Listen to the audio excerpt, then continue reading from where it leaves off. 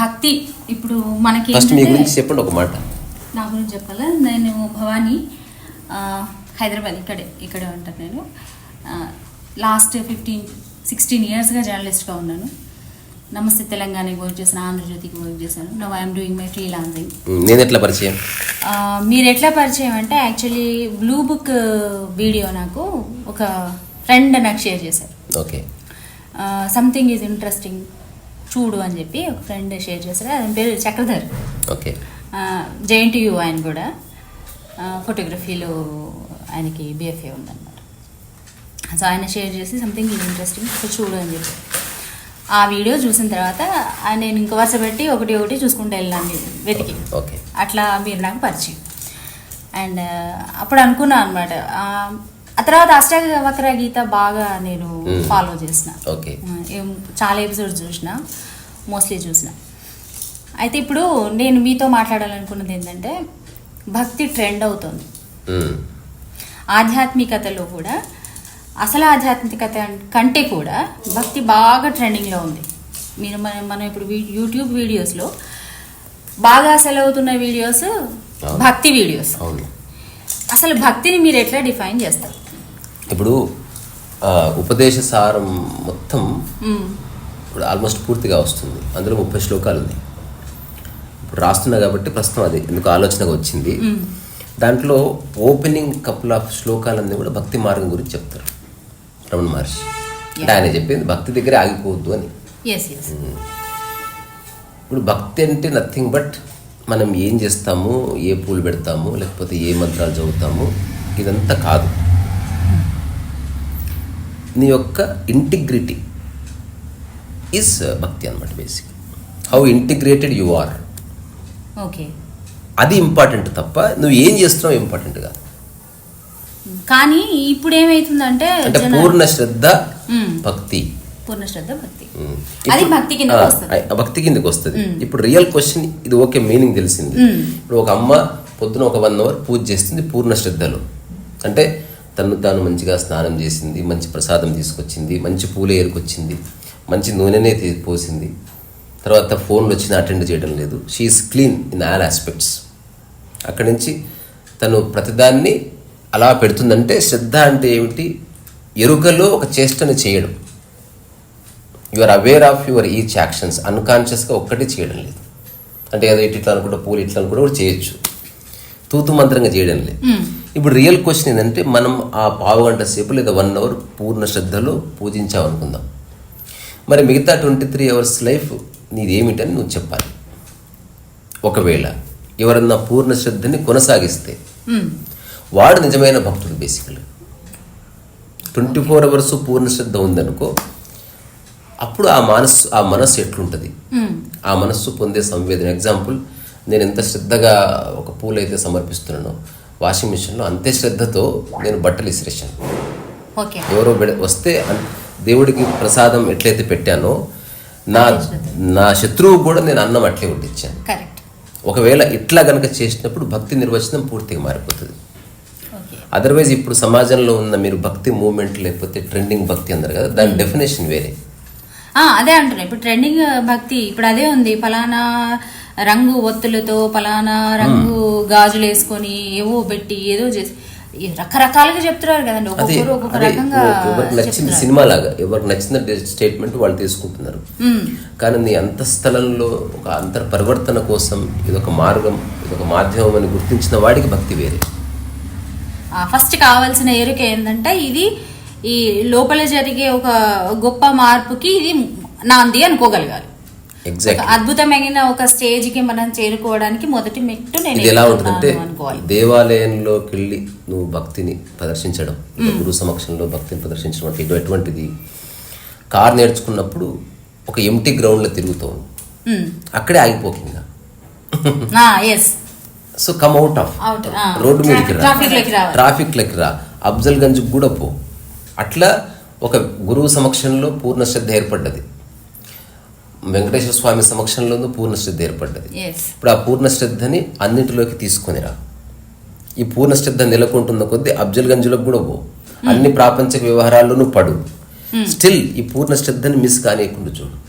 ఎప్పుడైతే నువ్వు నిరంతరం శ్రద్ధగా ఉంటున్నావన్న ఈ ఎరుక ఉంది చూడు, అది నిన్ను రియల్ స్పిరిచువల్ రైల్లోకి తీసుకెళ్తుంది.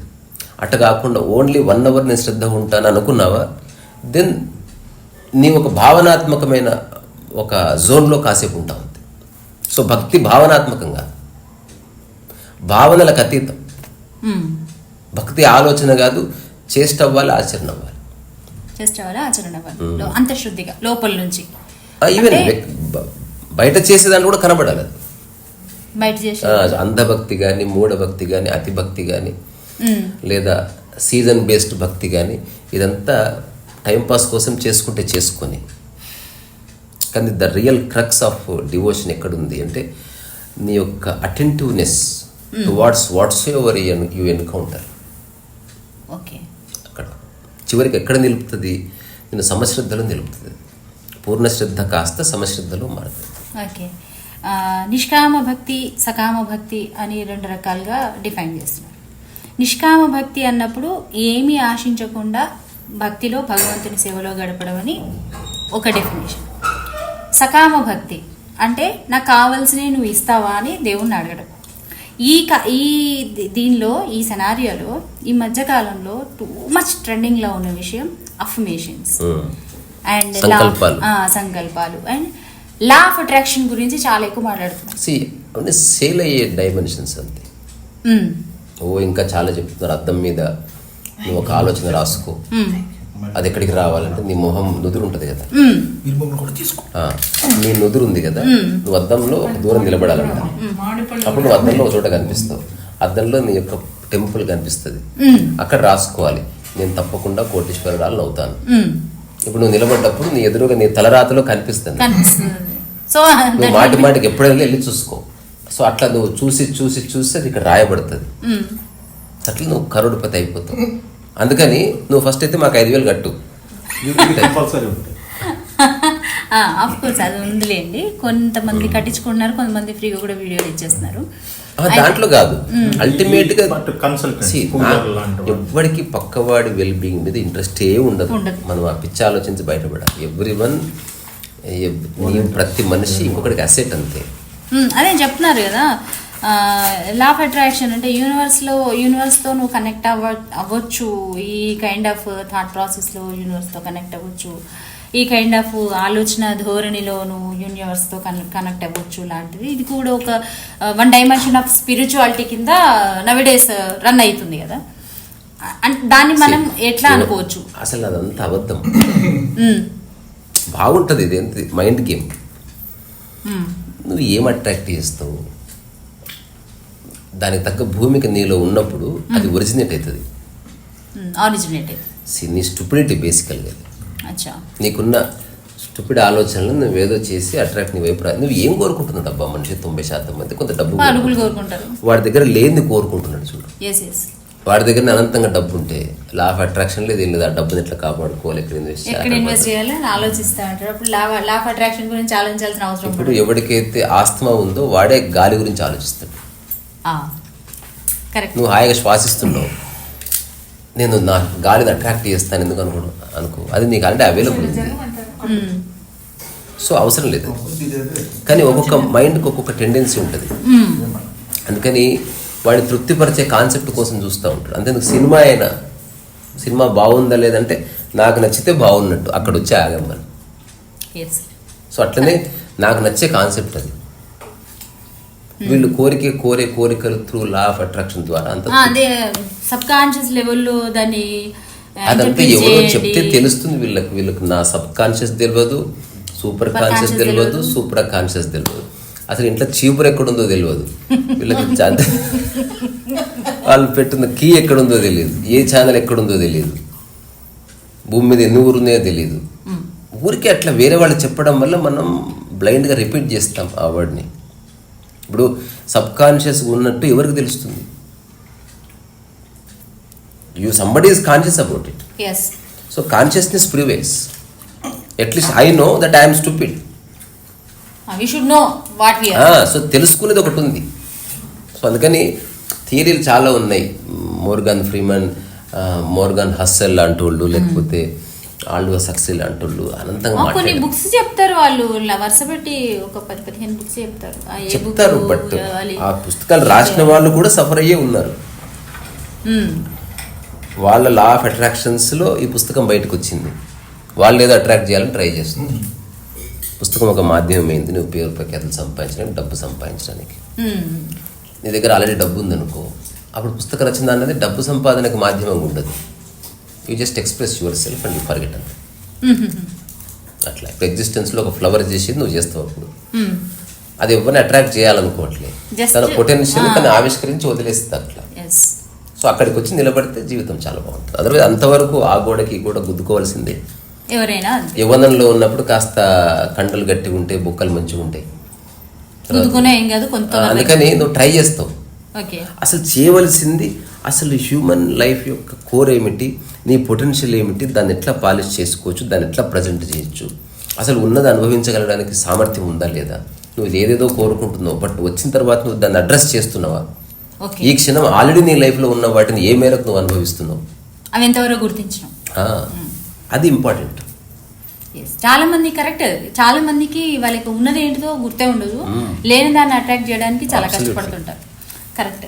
ఇప్పుడు ఫేస్బుక్లో ఫ్రెండ్షిప్ కోసం రకరకాల అడ్రస్లు రిక్వెస్ట్లు పెడతారు. ఇంట్లో ఉన్న వాళ్ళ రిక్వెస్ట్ని ఎప్పుడు పట్టించుకోరు, స్ట్రేంజ్ పీపుల్. కరెక్ట్.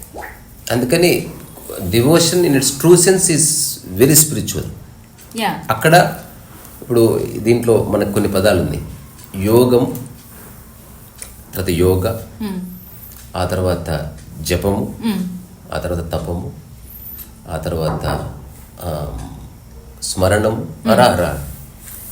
ఆ తర్వాత మననము, ఆ తర్వాత తలంపు,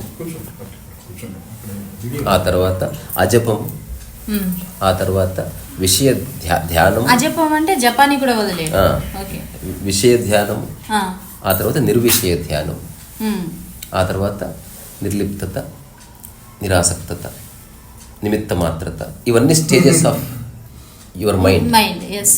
సో ఇప్పుడు ఇదంతా టు అండర్స్టాండ్ మైండే, అంతకుమించి దానికి ఏమి లేదు, అంతకుమించి దానికి ఏమి లేదు. కానీ హఠాత్తుగా అర్థం కాదు కాబట్టి మనం ఏదో ఒక దాన్ని పట్టుకోవాలి. ఇప్పుడు మనసు నిలబడాలంటే ఎక్కువ బాడీని కదిలిస్తే యోగా అయింది, కొంచెం కదిలిస్తే అది జపమైంది, ఇంకాస్త కదిలిస్తే మంత్రోచ్చారణ అయింది, ఇంకా తక్కువ కదిలితే మననమైంది, ఆ తర్వాత ఇంకా తక్కువ అంటే స్మరణమైంది. యూఆర్ జస్ట్ రిమెంబరింగ్ అంతే. అది కూడా లేకపోతే అప్పుడు ఆ తర్వాత తలంపు అయింది. నువ్వు ఈవెన్ స్మరణం అంటే రిపీట్, తలంపు అంటే ఇట్ ఇస్ దేర్ అంతే. ఒక ఆలోచన, ఎగ్జాంపుల్ ఏదో పని చేస్తున్నావు, భగవాన్ అనుకుని మళ్ళీ పనులు పడ్డా, యూఆర్ నాట్ వేస్టింగ్ టైం. ఆ తర్వాత తలంపు కూడా పోయింది, వ్యక్తి కూడా పడ్డాడు, ధ్యానం వచ్చింది, అప్పుడు చేసే పని ఉంది, కడిగితే బాగా కడుగుతున్నావు, ఎట్లా శ్రద్ధ, బట్ అది ఎన్ఫోర్స్డ్గా ఉంది, విషయం ఉంది. తర్వాత నిర్విషయంలోకి వచ్చావు. ఇప్పుడు ధ్యానం అంటే చేసే ప్రతి పని ధ్యానమే అని మీరు చెప్పింది. అవును. అయితే చేసే పని ప్రతిదీ ధ్యానమే అనేది మనకు ఆటోమేటిక్గా కెమెరా ఉందా అడ్డం జర్రా, ఓకే, ఆటోమేటిక్గా వస్తుందా లేదంటే మనం దాన్ని ఎన్ఫోర్స్ చేయాల్సి ఉంటుందా? ఫస్ట్ ఎన్ఫోర్స్ చేయాలి, ఆటోమేటిక్ ఇక్కడ ఏది రాదు. అంటే మన ముందు స్టేజెస్ ఉన్నాయి కదా, we're crossing every stage and then we're reaching. అవసరం లేదు, ఇది ఆధ్యాత్మికతలో మార్గంగా చెప్పారంటే ఇది అల్టిమేట్ కాదు. డైరెక్ట్ నువ్వు లిబరేషన్ లోకి, అష్టావక్ర గీత లిబరేషన్ తో స్టార్ట్ అవుతుంది. అదే అంటే డైరెక్ట్ ధ్యానం అంటే ఇది కాలేజీ కోర్స్ కాదు. ఇప్పుడు నేను జపం చేస్తున్నానండి, నెక్స్ట్ ఇయర్ నేను తపం, అది మన స్మరణకి వెళ్ళాలి, ఆ తర్వాత నెక్స్ట్ ఇయర్ మననం ఉంటుంది, అట్లే ఉండేది. అట్లా అనుకుంటే ఇరుక్కుపోతావు. క్రక్స్ని పట్టుకు అసలు ఏం జరుగుతుంది, you are unnecessarily disturbing the body. మూర్ఖుడు బాడీని ఎక్కువైంది, వాడు ఏం చేస్తాడు, సముద్రంలో ముంచుతాడు, దానికి గుండ్లు చేపిస్తాడు, దానికి ఇష్టమే లేదు అదంతా, అసలు ఆ మనసు కుదుట పడడానికి దీనికి. కానీ అట్లా చేస్తే తప్ప మనసు కుదుట పడట్లే కాబట్టి చేస్తున్నాడు. కానీ అవన్నీ చేయడం వల్లనే ఇది జరుగుతుందనే రూల్ అసలుకి లేదు, అస్సలు లేదు. అసలు సాధనకి శరీరంతో సంబంధం ఉంటుంది, జీవన్ముక్తి స్థితిని అర్థం చేసుకోవడానికి మనసుకు మాత్రమే సంబంధం, అసలు శరీరానికి సంబంధం లేదు. ఇది you have just realised the essence of life, end of the story. ఇక్కడ ఏది సొంతం చేసుకోవాల్సిన అవసరం లేదనేది రూఢిగా తెలిసింది. దాన్ని నువ్వు ఆచరణలో పెట్టి ఎవడో ఇచ్చాడు ఇది మీరు ఉంచుకోండి, ఉంచుకో, ఇది అవసరం ఉందా లేదా చూస్తాం, లేదా ఇచ్చేస్తాం. నీమగర్లి బాబా చిన్న స్టోరీ ఉంటుంది, ఆయన ఎప్పుడు చెప్పేవాడంట. ఒక రకమైన శంకు ఉంటుంది, వెరీ రేర్ అది, ఆ శంకు కావాలి అది అని చెప్పాడు. ఒక భక్తురాలు ఉంది, ఎట్లాగైనా గురువు గారిని సాటిస్ఫై చేయాలని తాపత్రయం చాలా మందికి ఉంటుంది. ఎక్కడో తిరుగుతున్నప్పుడు దొరికింది అట్లాంటి శంకు. ఆయన చెప్పిన క్యారెక్టరిస్టిక్స్ అన్నీ ఆ శంకులో కనిపించాయి. ఇప్పటిలాగే వాట్సాప్లో ఫోటోలు పెట్టేది లేదు కదా. So she's really excited. అక్కడి నుంచి ఒక 2-3 నెలలు ప్రయాణం చేసి ఫైనల్గా తీసుకొచ్చి నీమగర్లి బాబాకి ఇచ్చింది. ఆయన అది చచ్చావని ఆ శంకుని ఇట్లా ఆమె ఆనందపడుతుంది.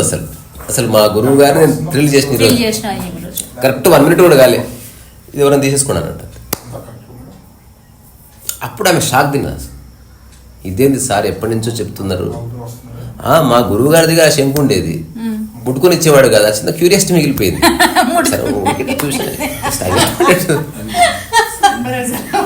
నాకు దాంతో ఏ అటాచ్మెంట్ సార్ అన్నారు, ఆ శంకుతో నేనేం చేయాలి. ఇప్పుడు చిరంజీవి చూడాలనిపిస్తుంది, అటు తిరుగు ఇటు తిరుగు బోర్ల పడుకొని చూడం కదా, జస్ట్ ఊరికి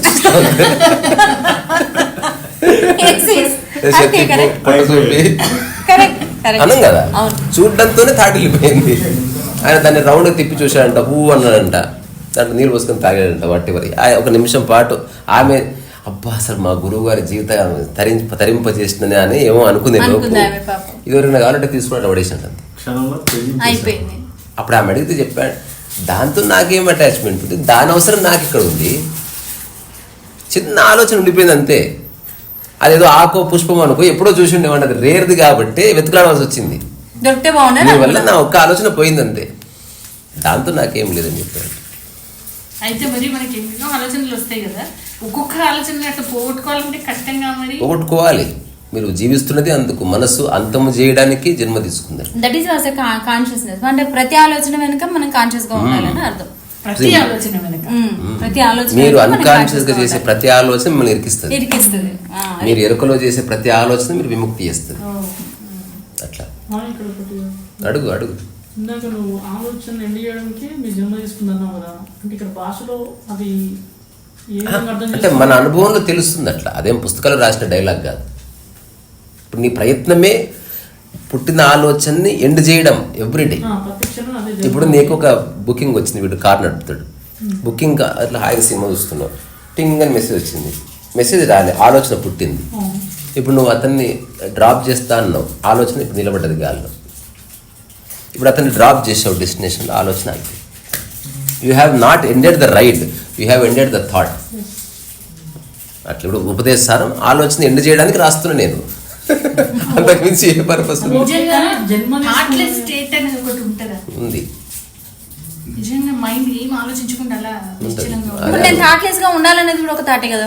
కాదు, ఇది లాజికల్ థింకింగ్ అని. యూజ్ ద మైండ్ టు ఏమంటారు, ఫ్రీ ఫ్రమ్ ద మైండ్. ఆలోచన విముక్తికి ఆలోచన కూడా దారి. ఇది ఎట్లుందంటే ఇక్కడి నుంచి దారి లేదు అని ఒక బోర్డు ఉంది, అట్లాంటి ఒక థాట్ ఉంది. అర్థమైంది కదా, అక్కడ బోర్డు ఉంది కానీ ఎక్కడికి బోర్డు అని ఇక్కడ అయిపోయింది. అది అయిపోయిందని చెప్పడానికి ఒక బోర్డు ఉంది. అయిపోయింది ఎలాగో అయిపోయినప్పుడు బోర్డు ఎందుకు అనడానికి లేదు. ఈ థాట్ కూడా అటువంటిదే. సో ఇక మీదట నేను దేన్ని గంభీరంగా తీసుకోను అన్న ఆలోచన మంచి ఆలోచన, తద్వారా ఏది గంభీరంగా తీసుకోవట్లేదు. అంతెందుకు రీసెంట్గా ఎవరో నాకు ఫోన్ చేసి, మీరు అలా ఎలా మాట్లాడతారు, మీరు కొన్ని టాక్స్లో ఏవో కొన్ని కొత్త కొత్త విషయాలు చెప్తున్నారు అంటే, చెప్తే ఏమంటే మిమ్మల్ని ట్రస్ట్ చేస్తామండి, మీరు చెప్పింది ఫాలో అవుతాం మేము అంటే. లేటెస్ట్ కూడా చెప్తా, నా ఏ టాక్ని సీరియస్ తీసుకో, ఇది ఫాలోగా.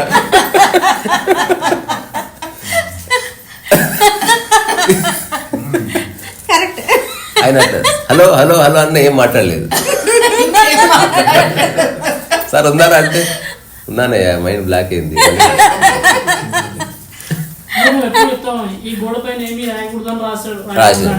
రాస్తే తప్ప గోడ పైన అక్కడ రాసినా రాయనట్టే. అట్లా ముళ్ళును ముళ్ళుతోనే తీయాలి, ఆలోచనలని ఆలోచనతోనే తీయాలి. ఓకే, అంటే ప్రతిసారి అంటే మెడిటేషన్ కూర్చున్నప్పుడు నాకు నువ్వు ఫస్ట్ మెడిటేషన్ నిర్వచించాలి. ఇది డౌట్ వస్తున్నట్టు ఆలోచన రహిత స్థితి, ఇది కూడా ఒక ఆలోచననే. ఫైన్, నిజంగా ఆలోచన రహిత ఇది ఉండనియచ్చు. నేనది ఆ కాంటెక్స్ట్ లో ఉండాలో వద్దు తర్వాత సంగతి. నువ్వు అనుకున్నంత మాత్రం అవ్వదు, అనుకోకుండా అవ్వచ్చు. సో ఆలోచన రహిత స్థితి నిజంగా అనుభూతి చెందాలంటే నీ మైండ్ని ఇంటర్ఫియర్ చేయడం రోజు కాసేపు ఆపితే సరిపోతుంది. ఎగ్జాంపుల్, మీరే ఒక హాఫ్ అన్ అవర్, ఈ హాఫ్ అన్ అవర్ ఏం జరిగినా నేను చూస్తాను నిర్ణయం తీసుకుంటాను. By and by it happens. ఇప్పుడు మీరు అనొచ్చు చూస్తాను నిర్ణయం తీసుకున్న ఆలోచన అంటే ఆలోచనే, కానీ ఆలోచన డెడ్ ఎండ్ అయిపోయింది కదా, దానికి ఫర్దర్ థాట్ లేదు. ఎట్లా అంటే నేను సినిమా తీస్తానన్న ఆలోచనే కదా, నేను సినిమా ఎప్పటికీ తీయనన్నది కూడా ఆలోచననే. ఈ ఆలోచన వల్ల నేను సినిమా నుంచి ఫ్రీ అయిపోయాను చూడు. నేను సినిమా తీస్తా అన్న ఆలోచన ఇరికిస్తుంది. ఇప్పుడు నెక్స్ట్ 100 ఏళ్ళు పడుతుంది. రమణ ఏమన్నా నేను సినిమా తీయను, నాకు అవసరం లేదన్నాడు. ఇది కూడా ఆలోచనే. తద్వారా సినిమా ఇండస్ట్రీ నుంచి ఫ్రీ అయిపోయింది మైండ్. సినిమా తీయను అనే ఆలోచన వల్ల సినిమా ఉంది కానీ తీయను అనే విషయము తీయక్కర్లేదు. సినిమా తీయాలనే ఆలోచన లేదు కనుక ఏ ప్రయత్నం అక్కర్లేదు. Though you have thought. అంటే ఇదేంది, 2 రకాలు ఉంది. నీళ్లలో సముద్రంలో రాయిని వేయడం, సముద్రంలో ఉప్పు నేయడం. 2 వేశారు, కానీ ఉప్పు నేస్తే సముద్రం అయిపోతుంది, డిజాల్వ్ అయిపోతుంది. అట్లా మీ మనసులో ఎలాంటి ఆలోచన అంటే ఆలోచన తన ఫలితాన్ని చూపించి కూడా ఆలోచన డిసెపర్ అయిపోయింది. ఇది ఎట్లాంటిది, క్యాప్సూల్ మింగారు ఎప్పుడుందా క్యాప్సూల్, ఆ క్యాప్సూల్ కూడా కరిగిపోతుంది. అట్లా ఉండాలి థాట్. మీరు చేసే ఆలోచన ఫలితం చూపిస్తుంది, తాను కూడా డిజాల్వ్ అయ్యే ఒక స్థితి ఉన్నది. సో ఇది ఎవరైనా చేయాలంటుంది. నేను 1 గంట సేపు ఆలోచన నీళ్ళలో రాయిలా కాకుండా ఉప్పులా ఉండాలి, డిజాల్వ్ అయిపోతుంది. ఇప్పుడు అరగంట సేపు ఏం జరిగినా ఏం అనుకోనని ఒకటి చూడంతే, చూడాలి అని అనుకున్నాను. నీ ఎదురుగా అన్నా సరే చూడ ప్రశాంత్. అది ఎటువంటి సిచ్యువేషన్ లో మనం దాన్ని తీసుకోవాలి? ఇప్పుడు సపోజ్ ఇంట్లో ఉన్నా అనుకోండి, ఎవరు లేరు ఇంట్లోనే, ఒకదాన్ని. ఇప్పుడు చూడు, మీరు చేస్తే తెలుస్తుంది. ఎందుకంటే మీరు అనుకున్నప్పుడు ఏం జరగకపోవచ్చు, మీరు అట్లా స్టార్ట్ చేసినాక 1 మినిట్ ఏదైనా జరగవచ్చు.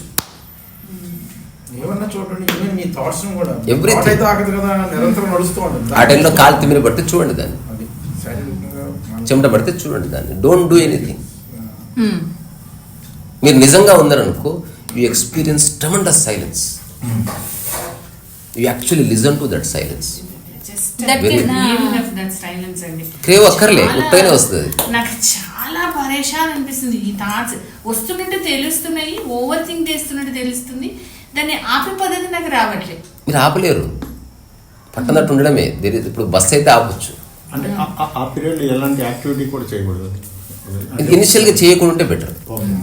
అట్లా ఇప్పుడు ఉదాహరణకి సైకిల్ తొక్కేవాడు ఇనిషియల్గా హ్యాండ్ వదిలేకపోతే మంచిది. కొంత సైకిల్ వస్తున్న కొద్దీ ఒక చెయ్యి, ఇంకా వస్తున్న కొద్దీ 2 చేతులు వదిలేయచ్చు.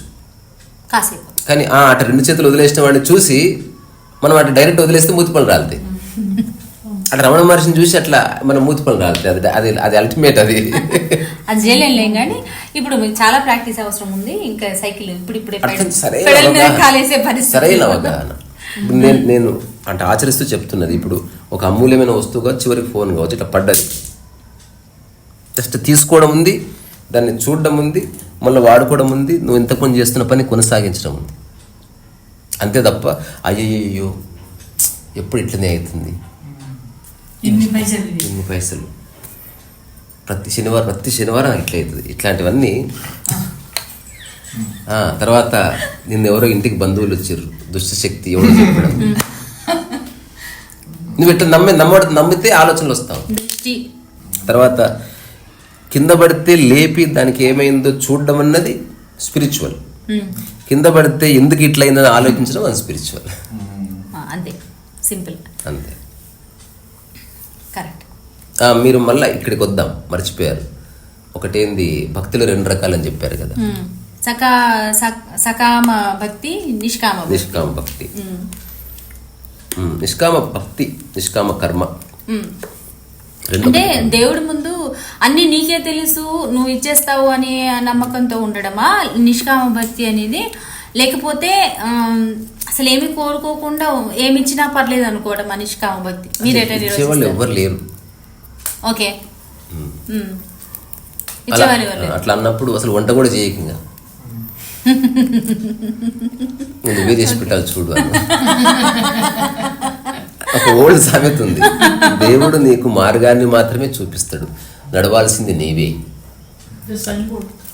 అట్లా అంటే ఒక స్టేట్మెంట్ విన్నా అన్నట్టు నేను, నువ్వు అంటే పేరెంట్స్ని కాక, నువ్వు పిల్లోడివి, నువ్వు పేరెంట్స్ని కాక ఇంకెవరిని అడుగుతావు నీకే కావాలని? నువ్వు అడగాల్సింది నీ పేరెంట్నే కదా. When you are feeling that భగవంతుడు ఉన్నాడు, ఆయన నా తండ్రి అనుకున్నప్పుడు నువ్వు ఆయన కాకుండా ఎవరిని అడుగుతావు? సకామ భక్తి గురించి మాట్లాడే ఒక నువ్వు అనుకున్న తర్వాత చాలా జరుగుతాయి. అసలు అనుకోవడానికి కారణం ఏంటో అది కూడా చెప్పాలి. నువ్వు క్రిస్టియన్ అయితే అందుకనే భగవంతుడు అంటున్నాడు, ఆయన దేవుడు అంటున్నాడు, అంతే. వేరే ఆ దేవుడు మళ్ళీ ఈశ్వరుడు అనట్లేదు, రాముడు అనట్లేదు, అట్లా ఏం అనట్లేదు, జస్ట్ ఒక దేవుడు భగవంతుడు. ఒక చిన్న జెన్ స్టోరీ ఉంటుంది. నేను ప్రతిరోజు పూజ చేస్తున్నాను, చాలా హోమాలు చేస్తున్నా. నాకు డౌట్ వచ్చింది, ఎందుకంటే చాలా వేల మంది చేస్తున్నారు కదా, మరి దేవుడు నన్ను చూస్తాడా ఇన్ని వేలల్లో? అంటే నేను ఇట్లా నెయ్యి పోస్తున్నాను, ఒక టైప్ లడ్డు పెడుతున్నాను, స్పెషల్గా తెచ్చి పెడుతున్నాను, అతను చూస్తున్నాడు అసలు అని గురువుని అడుగుతాను. గురువు ఏం చెప్పకుండా తిన్నారా, యోగా చేసుకునేది అని చెప్తాడు. 3 రోజులు అవుతుంది. ఈ గురువుకి ఏమీ తెలిసినట్లేదు, నేను అడిగిన ప్రొఫౌండ్ క్వశ్చన్కి ఆయన దగ్గర జవాబు లేనట్టుంది. సరే వెళ్ళిపోదాం అన్న తర్వాత అసిస్టెంట్ చెప్తాడు, చెప్పకుండా పోతే ఆయన కోప్పడతాడు, చెప్పిపోండి ఆయన జవాబిస్తాడో లేదో అంటే సరే అని గురువు దగ్గరికి వెళ్తాడు. అప్పుడు గురువు పొలంలో ఉన్నట్టు తెలుస్తుంది. అప్పుడు అడుగుతాడు, ఏం చేస్తావు నువ్వు? మామూలుగా వ్యవసాయం చేస్తానండి. ఎన్ని ఎకరాలు ఉందంటే ఒక 50 ఎకరాలు అట్లా ఉంది. ఎప్పుడన్నా మొత్తం పురుగులు అవి వస్తుంటాయి అంటే చాలా వస్తాయని. మరి నువ్వు మందు కొడతావా అంటే కొడితే చల్లుతానండి. ఒక్కొక్క పురుగుకి ప్రత్యేకంగా కొడతావా లేకపోతే అన్నిటి కలిపి కొడతావా? ఒక్కొక్క పురుగుకి ఎవరిసారి కొట్టేది, ఇట్లా కలిపి కొడితే అవి వస్తాయి. ఎగ్జాక్ట్. ఒకవేళ దేవుడు అనేవాడు ఉంటే నిజంగా దేవుడు ఏమి కోరినా, ఎవడు ఏం కోరినా అందరికి కలిపి వర్షం ఇస్తాడు, అందరికి ఇస్తాడు ఒకటేసారి. ఎవడు ఏమైనా కోరని ఒకసారి ఇచ్చేస్తాడు వర్షం. ఒకవేళ దేవుడు అనే కాన్సెప్ట్ ఉందనుకుంటే ఇచ్చేది ప్రకృతిపరమైనవి, దేవుడికి ప్రపంచపరమైన సంబంధం లేదు. నువ్వు కోరే కోరిక ప్రకృతిపరమైనది ఇస్తాడు. ఓకే, ఇవన్నీ సామాజికం అంటారు, మిగతా హెచ్చుతగ్గులు కానీ. దేవుడికి డబ్బుకి అది మనిషి క్రియేషన్ కదా. Okay, world created by human kind. అందుకని ప్రాపంచిక విషయాలు దేవుడిని అడగడమే దేవుడిని మోసం చేయడం. కోర్ ఆఫ్ ద లైఫ్ మీద ఉంటుంది కదండి. ఆ కోర్ ఆఫ్ లైఫ్ ని దేవుడిని అడుగు. కోర్ ఆఫ్ లైఫ్ లో ఏముంది? ఆనందం. నాకు నిద్ర నివ్వు, నాకు పరిపూర్ణ ఆనందం నివ్వు. అప్పుడు ఏంటంటే మరి ఇన్ని పెంటలు వదిలేస్తే మిగిలేదు ఆనందమే జవాబు ఉంది దానికి. వదిలేస్తావా? చెక్ చేసుకో. నాకు సహృదయాన్ని నువ్వు, నాలో భేదభావం తీసేసి నేను ఎక్కడున్నా హాయిగా ఉండే అవకాశం నువ్వు. ఇది కదా, ఇది కోరాలి. ఇది ఎప్పుడు ఏ దేవుడైనా ఇస్తాడు ఇవి, ఎందుకంటే ఆల్రెడీ నీలోనే ఉన్నాయి అవి. కానీ దాన్ని ఎంత చౌకబారుగా చేశారు.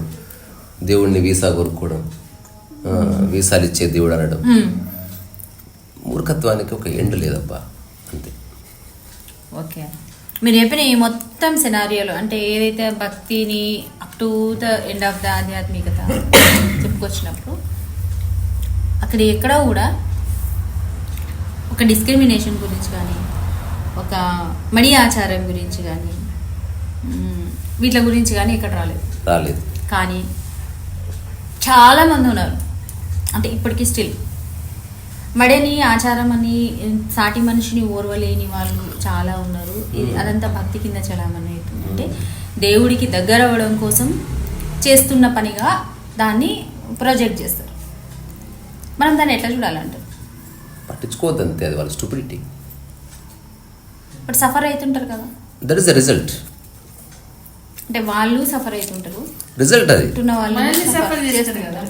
అదే నువ్వు ఎక్కడి నుంచి వెళ్ళిపో, దేవుడు కాళ్ళు ఎందుకు ఇచ్చాడు? కొంచెం దూరంగా వెళ్ళిపోవడానికి అంతే. అదర్వైజ్ మొండెం వరకు ఇస్తే సరిపోతుంది, తొక్కలో కాళ్ళు ఎందుకు? ఇప్పుడు ఎవరో తిడదు. రాదు. చేతులు రమణ మహర్షి వాళ్ళ అమ్మ కూడా రెగ్యులర్ గా ఫాలో అయ్యేది. రమణ మహర్షి అక్కడ మాత్రం కొద్దిగా గురుతత్వం లాగా ఆవిడని ఎప్పటికప్పుడు రిఫార్మ్ చేసుకుంటూ వచ్చారు. చాలా విషయాల్లో హేళన చేశారు, చాలా విషయాల్లో వ్యతిరేకంగా చేశారు. చివరికి ఆవిడలో చాలా వరకు రిఫార్మేషన్ తీసుకొచ్చారు. అడమెంట్ గా ఉంటారు. చాలా ఆవిడ మడాచారాలకు సంబంధించి చాలా ఇదిగా ఉండేది. ఆవిడ భోజనం పెట్టేటప్పుడు ముందు ఆవిడ తినాలి, లేకపోతే ఇట్లా ఎవరికి అలాంటివన్నీ కూడా చాలా మార్చేసారు. ఉంటాయండి, చాలా ఉంటాయి ఆ రిచువల్స్. గురుగారు ఇప్పుడు సపోజ్ మేడం చెప్పినట్టు దేవుణ్ణి అడిగాము, ఇచ్చాడు, అందుకు ప్రాముఖ్యం. అయితే మన లగేజ్ పెరగటం అంటే మన అటాచ్మెంట్ పెరగటం అంతే. విముక్తికి దారి లేదు. మనం ఫ్రీ అవ్వడానికి చేస్తున్నామా, ఇరుక్కోవడానికి చేస్తున్నామా అనే ఎరుక లేకపోతే ఇంకో కాన్సెప్ట్ ఉంది కదండి. ఇంకో కాన్సెప్ట్ కూడా మనం ప్రపంచంలోకి వచ్చాం. ప్రపంచంలోకి వచ్చిన తర్వాత ప్రాపంచిక అంశాలు, ప్రాపంచిక విషయాలు, లౌకిక విషయాలన్నీ సింపుల్ అండి. భోగి కాని వాడు యోగి కాలేడు. నిర్వచించాలి భోగి నిర్వచించాలి. ఈ స్టేట్మెంట్ వచ్చిన రోజు వాట్సాప్ ఉంది, ఫోన్ ఏముంది, అప్పుడు భోగి అంటే శృంగారం ఒక్కటే భోగం అంటే అంతే. అందుకే భోగం మేళం అంటారు కదా. కరెక్ట్. ఇప్పుడు వచ్చింది. ఇప్పుడు దానికి ఎట్లా సెట్ అవుతుంది? భోగి గాని వాడు యోగి గాడు అట్టెట్లుంటది? ఇప్పుడున్నవి ఏవి ఆ లేవు, ఆ రోజుల్లో లేవు. మరి ఆ రోజుల్లో అసలు భోగం ఏందంట? అసలు ఆ రోజుల్లో భోగం ఒక్కటే, భోజనము శృంగారం. ప్రతి దాంట్లో యు ఆర్ ఇండిపెండెంట్, శృంగారంలో యు ఆర్ డిపెండెంట్. ఓకే, అదొక్కటి వదిలేస్తే లిబరేషన్ చెప్పారు. అందుకే మ్యారేజ్ చేసుకోలేదు చాలా మంది యోగులు. అది కూడా అంత 100% కరెక్ట్ కాదు, అది వాళ్ళకి సరిపోయింది. ఆ కాలంలో అంటే ఏం లేదు. ఓకే అది అంటున్నది. మరి భోగం ఏంది అని చెప్తున్నా. అదే ఇప్పుడు భోగానికి డెఫినేషన్ మారిపోయింది కదా. ఇప్పటికీ భోగం అదే, అక్కడనే సత్యం ఎప్పటికీ అదే, అక్కడికి వచ్చి ఆగవలసింది. ఇప్పుడు చిన్న ఆలోచించు, ఎక్కడ నువ్వు డిపెండెన్స్లో ఉన్నావు, ఎక్కడ ఇండిపెండెన్స్లో ఉన్నావు. ఒకసారి క్రాస్ చెక్ చేసుకుంటే డిపెండెన్సీ ఎంత భోగానికి సంబంధించి. ఎగ్జాంపుల్, నువ్వు సినిమా చూడడానికి కంప్యూటర్ మీద ఆధారపడడం భోగమైంది, బికాజ్ డిపెండెన్సీ. అట్లా హాయిగా నా భార్య ఉండి పెడితే తింటాను, డిపెండెన్సీ. యాక్చువల్గా నువ్వు భోగం అనుభవిస్తలేవు, డిపెండెన్సీలో ఉండి ఒకవేళ అది కనుక కట్ అయిపోయింది అనుకో, అప్పుడు నీకు దెబ్బ తగులుతుంది. యోగం అంటే ఏంది? ఇండిపెండెన్స్లోకి రావడం. ఎక్కడెక్కడ ఆధారపడుతున్నావో ఆ తంతుల్ని తెంపుతూ వస్తున్నాడు. ఎగ్జాంపుల్, సినిమా చూస్తున్నావు, వాడు విచారణ చేస్తున్నాడు. ఇప్పుడు సినిమా చూడడం వల్ల నాకు ఒరిగేది ఏంటి అసలు? Why I am craving for it. అక్కడి నుంచి జస్ట్ ఆకాశం చూస్తే సరిపోతుంది, నాకు సినిమా అక్కర్లే అనుకున్నాడు అనుకో, ఫ్రీ అయిపోయాడు.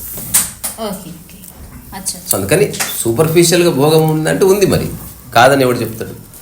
కానీ నిర్వచించినప్పుడు నా ఫస్ట్ క్వశ్చన్ ఇప్పుడు కదా, ఎప్పుడు వచ్చింది ఇది యోగి భోగి గాని వాడు యోగి గాడు అని చెప్పినప్పుడు వాట్సాప్ లేదు, నెట్ఫ్లిక్స్ లేదు, ఈ అమ్యూజ్మెంట్ పార్క్స్ లేవు, ఈ షాపింగ్ మాల్స్ లేవు. మరి భోగమే లేనప్పుడు ఆ టైంలో భోగి ఎవడు? మరి ఆ టైంలో ట్రాన్స్పోర్టేషన్ కూడా లేదు, విదేశాల్లో ఎట్లుంటారో తెలియదు. అట్లీస్ట్ ఊర్లో చిన్న మసకబారిన చీకట్లో అట్లా మగ్గిన వాళ్ళు భోగం ఏముంటుంది అసలు? అప్పుడప్పుడు కోడి, మధ్యాహ్నం పూట బీడి, ఇంకేదో అట్లేదు. ఏముంటదబ్బా వాడు అనుభవించే అల్టిమేట్ లగ్జరీ. ఇప్పుడు ఎట్లా మనకు రకరకాల విషయాలు లాంగింగ్ ఉందో, అప్పుడు వాడికి లాంగింగ్ ఉంటుంది లడ్డు తినాలి ఒకటి. దొరకని దాని మీద అప్పుడు ఏవైతే అందుబాటులో ఉన్నాయో అంతే. జ్వరం వస్తేనే పండు దొరుకుతుంది. నేను చిన్న ఉన్నప్పుడు జ్వరం నటించి మరి యాపిల్ పండు తింటాను. పాలు బ్రెడ్, యాపిల్ పండు. అసలు పండు తీసుకుపోతుందని ఇంకెవరికి జ్వరం వచ్చిందంటే లెక్క. ఓకే, అయితే అదే అండి. ఇప్పుడు ప్రాపంచిక విషయంలోకి మనం ప్రపంచంలోకి వచ్చిందే ప్రాపంచిక విషయాన్ని అనుభవించడానికనే ఒక వాదన ఇప్పుడు ప్రజెంట్ జనరేషన్ యూత్లో ఎక్కువ కనిపిస్తుంది. జిందగీ నమిలేగి దోబారా. సో ప్రాపంచిక విషయాలు ఏవేవైతే ప్రపంచంలో లౌకిక విషయాలు ఏవేవైతే మనకు అందుబాటులో కనిపిస్తున్నాయి, ఇవన్నీ అనుభవించడం కోసమే మనం ఈ జన్మ తీసుకున్నాము. ఇవి అనుభవించడమే జీవిత పరమార్థం. ఆ తర్వాత లాస్ట్ కి ఏం దొరికితే అదైంది, అటువైపే కదా నడుస్తుంది. నేను ఓకే అంటున్నా, అది పరిపూర్ణంగా అనుభవించి. Example, if you like Himalayas, ఇంకా అక్కడి నుంచి రాకింటికి. కానీ అది జస్ట్ ఇందాక మీరు ఆ కథలో చెప్పినట్టు, కరోలి బాబా చెప్పినట్టు ఆ శంఖం లాంటిదే కదండి అంటే అది ఆయనకు కాబట్టి అట్లా అయింది. అది ఆయనకు కాదు, అది తెలుసుకున్నప్పుడు తెలుస్తుంది కొంత. హిమాలయాలు చూడాలనేది ఒకరికి లైఫ్ అంబిషన్ ఉంటుంది. పోవాలి, నేను పోయి మానస సరోవరంలో ఒక డుబ్కి లాగానా హే బస్. అదే అంటుంది, నువ్వు నిర్వచించాలి దాన్ని. At least being human you should define. Okay, జిందగీ నమిలేకి దుబారా అంటున్నప్పుడు ఈ దుబారా దొరకని జిందగీలో నీకు ఏమేం కావాలనేది you should have a idea. నీవు ఎక్కడికైతే వెళుతున్నావు నీ ఛాయిసే కదా, ఆ ఛాయిస్ ఎట్లా వచ్చింది అసలు అని నువ్వు కొంత ఎంక్వైరీ చేయకపోతే దీంట్లో కొట్టుకుపోతాం. దేన్ని చూసి నువ్వు ఈ కన్క్లూజన్ కు వచ్చినావు. ఇక్కడ మేడం గారు చెప్పేది మనం నిజంగా ఆలోచిస్తే కంపారిజన్ కూడా వస్తుంది. అంతే కదా. అందుకు నాకు తెలిసిన ఒక మిత్రుడు నువ్వంటే అరుణాచలం పోతాడు. నేను ఇప్పటి వరకు 155 times వెళ్ళాను అరుణాచలం అని చెప్పాడు నాకు. అన్నిసార్లు గిరి ప్రదక్షిణ చేస్తాను. నేను అడగలేదు, అంతవరకు చెప్పాడు. ఒకసారి నాకు ఒకసారి చేతులు చేయని చేతులు చేసాడు, ఈసారి నన్ను మంచిగా చూసిరా అని చెప్పి. అన్నిసార్లు ఎందుకు వెళ్తాం కదా. ఇది యాక్చువల్లీ ఇది వెంకటేశ్వర స్వామిని చూడడానికి తిరుపతి వాళ్ళందరికీ వర్తిస్తుందండి. నాకు తెలిసిన ఫ్రెండ్స్ దాదాపు 20 మంది ఉంటారండి. వాళ్ళైతే సంవత్సరానికి 4 సార్లు 5 సార్లు పోతారు. అరే బాబా, తెలుసు కదా నీకు, ఇక్కడే తెలుసు కదా నువ్వు కొన్ని సెకండ్స్. నేను అంటున్నది నువ్వు దాన్ని నిర్వచించినంత వరకు, నువ్వెందుకు దాని వైపు వెళ్తున్నావో దాని మూలాన్ని నువ్వు డిఫైన్ చేయనంత వరకు ఈ ఆపదాపి ఉంటుంది, రన్నింగ్ రేస్ ఉంటుంది. దీనికి సొల్యూషన్ లేదు. ఇప్పుడు ఎక్కడో చోట ఆగాలి, థాట్ ప్రాసెస్ ఆగాలి. థాట్ ప్రాసెస్ ఆగితే బాడీ ఆగుతుంది, మళ్ళీ నెమ్మదిస్తుంది. అక్కడి నుంచి యాక్చువల్లీ యూ సీ థింగ్స్. ఇప్పుడైతే ఊరికే వెళుతున్న వాడు చూస్తున్న గ్యారంటీ ఏం లేదు. He's just satisfying his mind అంతే. మనం అంటున్న అనుభవం వెరీ సూపర్ఫిషియల్. జనాలు అనేది జస్ట్ సాటిస్ఫైయింగ్ ద మైండ్ అంతే. నేను అనుకున్నాను, చేసేసాను, గ్రేట్ ఎక్స్పీరియన్స్. అక్కడ ట్రావెల్ చేస్తారు, ఇప్పుడు ఇట్లా నుంచి కారు అట్లా పోతుంది, ఏం చూస్తావు అసలు? నడిచిపోమని నువ్వు యాక్చువల్గా చూడొచ్చు. నువ్వు కార్లో పోతే ఏం ట్రావెల్ ఎక్స్పీరియన్స్ ఉంటుంది అసలు? మెల్లగా నిద్రపోతారు. విషయం ఏంది, నువ్వు ఉన్నది నీకు బోర్ వస్తుంది. You want escape from your reality. అందుకని దానికి పిట్ట కథలన్నీ చెప్పి పోతున్నాం. మళ్ళీ అక్కడ పోయిన తర్వాత బీరువాయం ఏందో, దాంట్లో ఎవరిని వచ్చాడో, ఎవరితో సీటు మీద చెత్త పడ్డదో, లేకపోతే చెట్లకు నీళ్ళు పోసారో, మా పిల్లలు ఎట్లున్నారో వాళ్ళ లాగుతుంది. తలుపులు సరిగ్గా పెట్టుకున్నారు, తాళాలు వేస్తున్నారు. మేము ఒకసారి చిన్న ఉన్నప్పుడు మొట్టమొదటిసారి ఇల్లు వదిలేసిపోయాం. మహారాష్ట్ర అసలు, అంటే ఇల్లు ఖాళీలు ఉండవు ఊర్లో, తెలుసు కదా, ఎవరో ఒకరు ఉంటారు. ఒకసారి అట్లా వెళ్ళవలసి వచ్చింది. సో మాది చాలా చిన్న ఇల్లు, కోతులు వస్తాయి, లేకపోతే ఇంట్లో ఏం లేవు వెతుకుపోవడానికి, అయినా కూడా దొంగలు వస్తారేమో అని ఒక చిన్న థాట్ ఉంటుంది. అందుకని ఆ బ్యాక్ సైడ్ డోర్కి నేను, మా అమ్మ, మా అన్న అందరం కలిసి దానికి కుర్చీలు పెట్టి, దానికి కట్టెలు పెట్టి, దానికి ఇట్లా కట్టె పెట్టి, ఆ గోడ నుంచి దీనికి ఒక కట్టె పెట్టి ఇవన్నీ చేసాం. తర్వాత 15 days రిలాక్స్ వచ్చిన తర్వాత చూస్తే అసలు దానికి చిలుకే పెట్టలే మేము.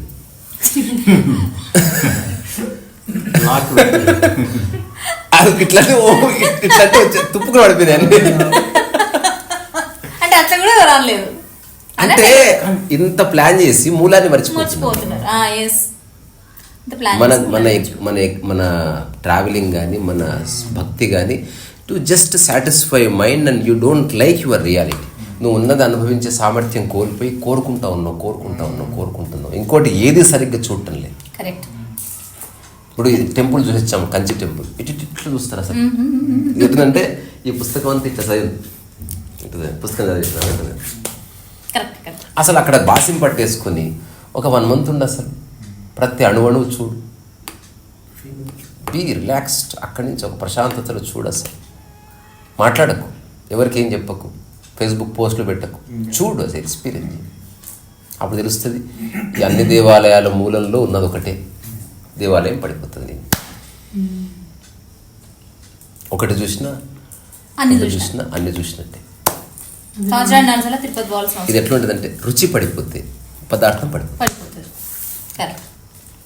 అంటే ఇది వ్యక్తికి వేరేది. ఇది మనం ఒక బ్లాంకెట్ స్టేట్మెంట్ లాగా చెప్పలేము, but still it is valid.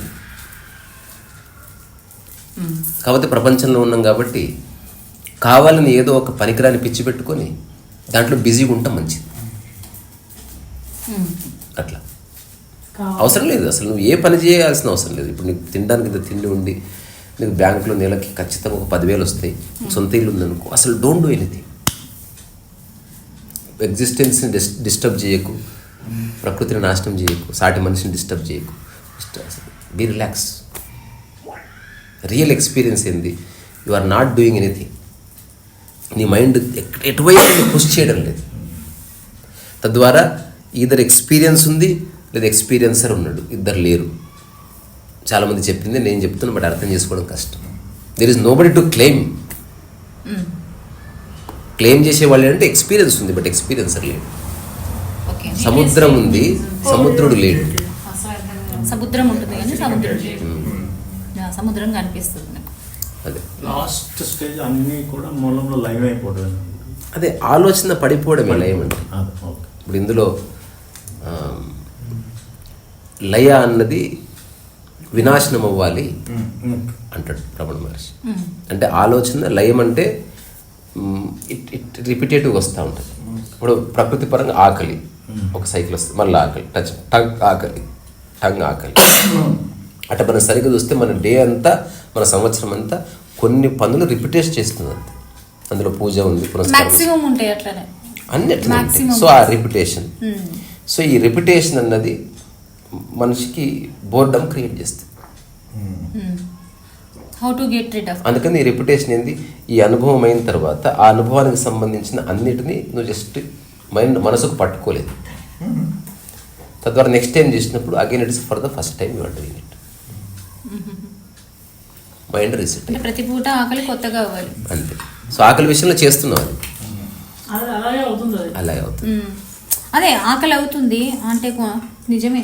Actually నాకు ఆకలి అవడమే కాదు, తినడం కూడా కొన్నిసార్లు బోర్ కొడుతుంది. అవును, నువ్వు తినకు, నిజంగా మళ్ళీ ఆసక్తి వస్తుంది. కాదు నిజంగా నేనే బస్సులో ట్రైన్లో వెళ్ళినప్పుడు చూస్తా కదా, పచ్చడి పొలాలు అన్నీ చూస్తే వీటన్నిటికీ మూలం ఆకలే కదా. ఆకలి లేకపోతే ఎంత పచ్చగా. అవును, అస్సలు ఆకలి డిసప్పేర్ అయిపోతే అనారోగ్యం వచ్చేస్తుంది, లేదా అలసత్వం వచ్చేస్తుంది, జోంబీస్ అయిపోతుంది. ఇప్పుడు నీ దగ్గర ఫుల్ పళ్ళు ఉన్నాయి, నీకు ఏం చేయాలో తెలియదు, ఆకలి లేదు. మనకు ఆకలి కానీ నిద్ర కానీ ఖర్చు లేకుండా వస్తున్నాయి కాబట్టి మనం దానికి రెస్పెక్ట్ ఇస్తలేదు. ఆకలి కాకపోతే తెలుస్తుంది హౌ ఇంపార్టెంట్. అవునవును, నిజం. ఇది రానివాడికి తెలుస్తుంది అది ఎంత ఎక్స్పెన్సివ్. ఒక్క చెంచాడు బయటకు తీయాలంటే ₹1,00,000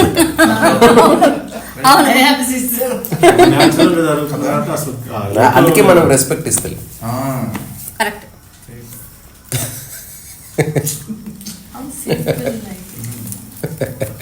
అంటే కాదు, రీసెంట్ గా చెప్పినప్పుడు సింపుల్ గానే అనిపిస్తుంది విషయం. నాకెవడో చెప్పాడు కొంచెం వేదాంత దూరంలో, దేవుడు ఉన్నాడు రా అంటే ఎట్లా అంటే అమూల్యమైనవన్నీ మనల్ని బతికించే వాటినన్నీ లోపల పెట్టి పనికిరానివన్నీ బయట పెట్టి. కరెక్ట్. ఈ బతికించే వాడిని పట్టించుకో, బయట కనిపించే వాటి కోసం పగలడు. అదే నేను చాలాసార్లు జోక్ కూడా వేస్తా, అసలు కాలేయం బయట ఉంటే దానికి ఎన్ని లిప్స్టిక్లు వేస్తుండ్రు, దానికి కూడా పియర్సింగ్, దానికి చిన్న ఇట్లా జడ కూర్చులాంటి. హఠాత్తుగా కేసు కాలేయం కొట్టేశాడు సార్.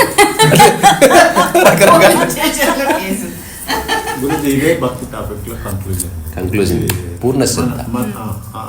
సపోర్ట్ ఎట్లన్నా కానీ మన ఫ్యామిలీ ట్రెడిషన్ కానీ ఎదురా కానీ టెంపుల్కి వెళ్ళాల్సింది ఉంటుంది. ఏదో వెళ్ళాలి, ఆశించో ఇంకోటి నిష్కామ కర్మలో భాగంగా వెళితే బాగుంటుంది. దాన్ని ఎట్లా వెళితే దాన్ని అది ఇది అంటే హైలోను కాకుండా, అంటే మూఢంగా కాకుండా, అలా అని ఇది నాలెడ్జ్ లేకుండా ఏదో ఇదిగా కాకుండా ఎరుకతో ఎలా వెళ్ళాలి ఒక దేవాలయం. మన ఇంట్లోకి వెళ్ళినట్టే ఓకే, మన మానసిక స్థితి అట్లుంటే సరిపోదు. అదే అంటున్నా, పూర్ణ శ్రద్ధ వచ్చిన తర్వాత దేవాలయము నీ ఇల్లు ట్రాన్సెండ్ అయిపోతాయి రెండు. అంటే ఇంటికి దేవాలయానికి మనకి పెద్ద డిఫరెన్స్ ఏమనిపించదు. అవును, ఎందుకంటే నీవు మారట్లేదు కనుక అన్ని ఏకమైపోతాయి అన్నమాట. ఏకదృష్టి ఏర్పడుతుంది, సమదృష్టి వస్తుంది, సమదృష్టి వచ్చేస్తుంది. ఓకే. సో భక్తి అనేది ఆధ్యాత్మికతకి మొదటి మెట్టు మాత్రమే గానీ అక్కడే ఆగిపోవద్దు. అది ఈ ప్రపంచం అనుకుంటున్నది, అదర్వైజ్ ఉన్నదే భక్తి. మనం మాట్లాడుతున్నాం, ఇందులో భక్తి లేదా? అయితే ఇది కావాలి అది కావాలని దేవుణ్ణి అడగడం కొంచెం అది stupidity సార్. స్టూపిడిటీ. నీకు వచ్చిన సార్ ఏమి ఇయ్యడు ఒకవేళ ఉన్నా కూడా. నవ్వుడియుడు. ఎందుకు ఇస్తాడు? ఒకవేళ మీరే ఆలోచించండి, పిల్ల అడిగింది ఏమన్నా నీకు నచ్చినట్టు ఉంటే ఇస్తాడు. అట్లా మెప్పించడానికి రకరకాల ఏవో చేస్తున్నారు. బట్ ఇంకోటి, ఇది వన్ సైడ్ కమ్యూనికేషన్ కనుక నీ ఆటలు నడుస్తున్నాయి. దేవుడు వచ్చి మాట్లాడితే అక్కడి నుంచి కూడా రెస్పాన్స్ ఉంది అసలు దేవుడి నుంచి అంటే ఇప్పుడు మనకి ఎక్కడెక్కడ వన్ సైడ్ కమ్యూనికేషన్ ఉందో అక్కడ ఎటర్నల్ లవ్ ఉంటుంది. కుక్కతో పెంచుకుంటాం, కుక్క వన్ సైడ్ కమ్యూనికేషన్. రా బుజ్జి, చింటూ బాగున్నావా, ఏమైంది, అది ఎదురు చెప్పదు, చూస్తూ ఉంటుంది. కుక్కకు టంగ్ ఉందనుకో, నువ్వు నేను ఇచ్చిన బిస్కెట్ బాగాలేదు తెలుసా, అలా గుంజుకెళ్తా వెంటరా నువ్వు, బుద్ధి లేదు నీకు అన్నదాను. అసలు భారతదేశం నుంచి కుక్కల్ని ఎలగొట్టారు. సో అందుకే మా ఫ్రెండ్ ఒకసారి అన్నాడు, ఒక బీద పిల్లని చేసుకోవాలరా పెళ్ళి అంటే. నువ్వు చెప్పినట్టు వింటున్నా అంతే కదా నా కొడకలు, నీకంటే తెలివైంది అనుకో, అప్పుడు నువ్వు చెప్పినట్టు వినాల్సి వస్తుంది. సో మనిషి ఎప్పుడు అట్లా లోపాయకారిగా మంచితనం ముసుగులో చాలా దొంగన పనులు చేస్తున్నాడు. చేసుకొని మన ఆసక్తి దాని మీద లేదు. అంటే human is free to operate himself in any which way he wants to do, అది ఓకే. బట్ నేను చెప్తున్నది, నేను నా ఐపాడ్ తీసుకొస్తా, ఉపదేశ సారంలో ఒక 2-3 పేర్లు చదువుతా, అంటే రాసింది ఆల్రెడీ. అందులో భక్తికి సంబంధించిన కోర్ ఏంది అంటే, నువ్వు ఎంతమందికి అన్నదానం చేస్తావు, లేకపోతే ఎంత పెద్ద తోరణాలు, నెక్స్ట్ అదే మాట్లాడదాం అనుకుంటున్నాను. అవి వాడికి సంబంధం లేదు భక్తితో. అదే చాలా మంది పలానా ఇప్పుడు ఇది కూడా స్పిరిచువాలిటీ కిందనే చలామణి అయిపోతుంది. ఎట్లా అంటే, ఇప్పుడు మీకు ఫలానా కాలంలో ఫలానా గ్రహస్థితిలో ఫలానా ఉంది కాబట్టి ఫలానా దానం చేయండి. ఇదంతా లావాదేవీ, వదిలేయండి. అది అసలు దానం గురించి కరెక్ట్ గా చెప్పాలి. అసలు దానం ఏంటి? అసలు దానం ఇవ్వడానికి నీకు అర్హతనే లేదు. అంటే నువ్వు ఎక్కువ స్థితిలో ఉన్నా అనుకొని తక్కువ స్థితిలో ఉన్న వాడికి నువ్వు చేస్తున్నది బేసిక్ దాన్ని దానం అంటారు. యాక్చువల్లీ అది ప్యూర్ అహంకారం అంతే. 100% దట్ సాటిస్ఫైస్ ఈగో. ఇప్పుడు ఇవ్వడం వేరే, దానం ఇవ్వడం వేరే. దక్షిణ ఏమిటి, దానం ఏమిటి చెప్పండి. దక్షిణ ఏంటి, దానం ఏంటి? దక్షిణ అంటే నువ్వు ఏదో పని చేయించుకొని దానికి ఇస్తున్నావు. దానం అంటే పనికిని ఏమీ లేదు, బట్ నా దగ్గర ఉంది కాబట్టి నీకు ఇస్తున్నా. ఇవ్వడం అంటేనేమో నీకు అవసరం ఉంది కాబట్టి ఇస్తున్నా, అంతే. సమాన భావన ఉంది, సమభావన. సో దానంలో సమభావన లేదు. దానం కదా, ఊరికి ఇవ్వడం అంతే. ఇప్పుడు నేను నీళ్ళు అడిగితే నీళ్ళు నీకు దానం ఇస్తున్నా అనుకో, నేను ఎట్లుంటుంది బాగా కొడుతుంది అబ్బా అంటే ఆ జెస్చర్లోనే ఉంటుంది ఇవ్వడం. ఇట్లా ఈ కాన్సెప్ట్ రావాలంటారు స్వామి. మనం ఏదైనా ఒకవేళ ఎవరైనా అడిగినా ఇచ్చిన అవసరాలు మనం ఎలా ఇవ్వాలంటే, ఈ ఎడమ చేతి ఇప్పుడు ఉంది, నిజానికి ఇలా వస్తే అద్భుతం. ఇప్పుడు ఉంది, నేను కుడి చేతితో సంతకం పెట్టాలి, ఈ చెయ్యి తీసి ఈ చెయ్యికి ఇస్తుంది, అట్లా ఇవ్వాలి. అట్లా ఇచ్చగలిగితే ఏదని ఇచ్చుకోపో, లేకపోతే అసలు ఇయ్యకు నువ్వు.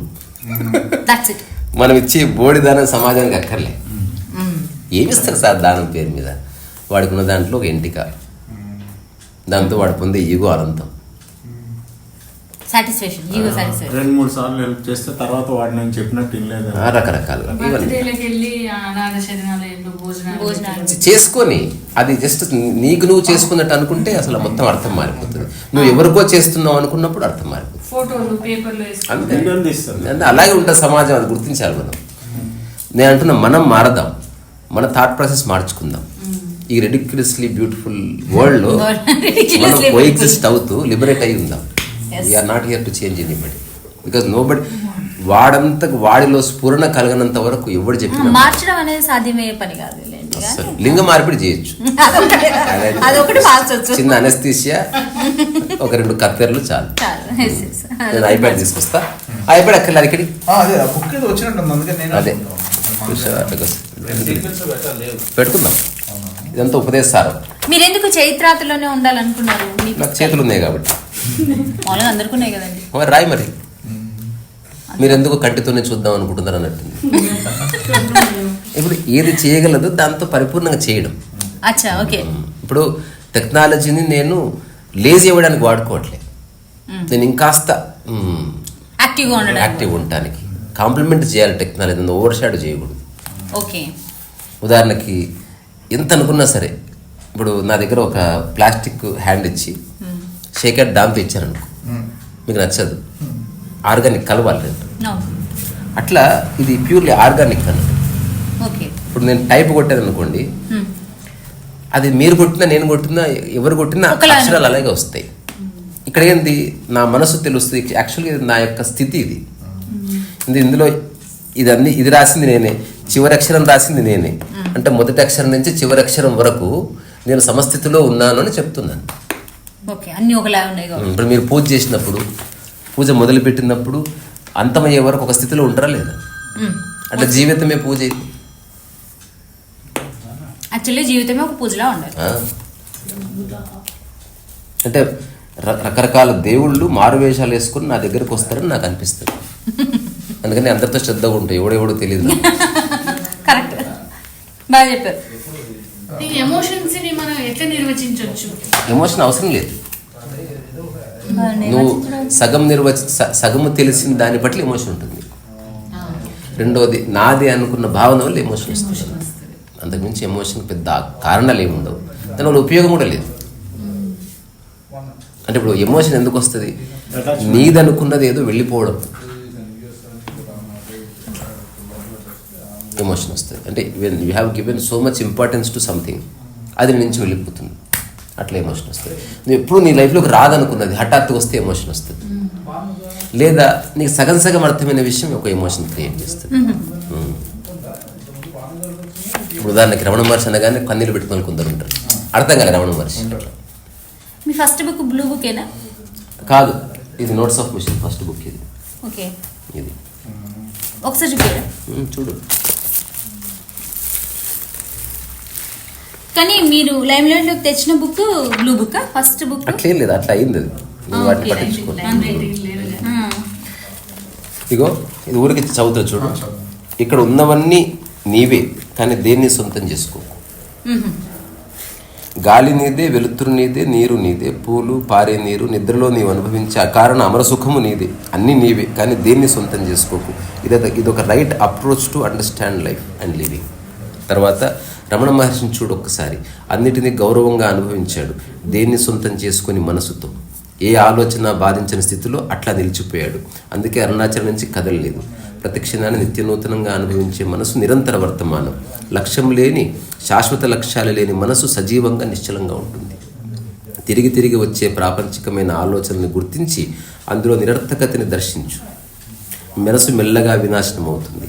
మనసు ఉంది, కానీ బాధించే ఆలోచనలు లేనే లేవని స్పష్టంగా నీకే తెలుస్తుంది. ఇది జరిగితే ఒక పరమోత్కృష్ట స్థితిని కర్తాభావన లేకుండే అనుభవిస్తావు ఖచ్చితంగా. ఇదంతా ఒక ఎలాబొరేటెడ్ ట్రిటైజ్ అని చెప్పొచ్చు. రెండోది అందం కూడా కదా, ఇది బాగా అందంగా వస్తుంది బుక్. ఇది మనసు అంటే ఏమిటని స్థిరంగా అన్వేషిస్తే అసలు మనసే లేదని రూఢి అవుతుంది. కానీ మీరు ఎక్కువ పుస్తకాలు రాయలేరు కదా, అసలు తెలియదు. మీరు రోజు 2 పేజీలు రాశారనుకో, మీరు లైఫ్లో అప్పటికి చాలా పుస్తకాలు అయిపోయింది. చాలా మీరు రోజు ఒక 10 పేజీలు రాశారనుకో, 20 రోజుల్లో 200 పేజీల పుస్తకం అయిపోయింది. రాసి బాలాజీకి అప్పచెప్పి వాడు ప్రింట్ చేపిస్తాడు. నువ్వు ఇంకో పుస్తకం రాయడం స్టార్ట్ చేయి. విషయం తెలుసా, రాసే కంటెంట్ ఉండదు బేసికలీ.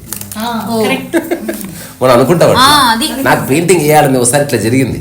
ఒక ఆర్టిస్టు అసలు నా దగ్గర మెటీరియల్ లేదు భయ, లేకపోతే అసలు ఉతికి ఆరేస్తుంటే నేను ఒకసారి పిలిచి వాడికి water colour set, 100s of papers, మంచి షీట్స్ తెప్పించి అసలు నువ్వు ఎన్నేస్తావు వేసింది వేయకుండా 11 దగ్గర ఆగాడు. అయిపోయింది బ్రష్.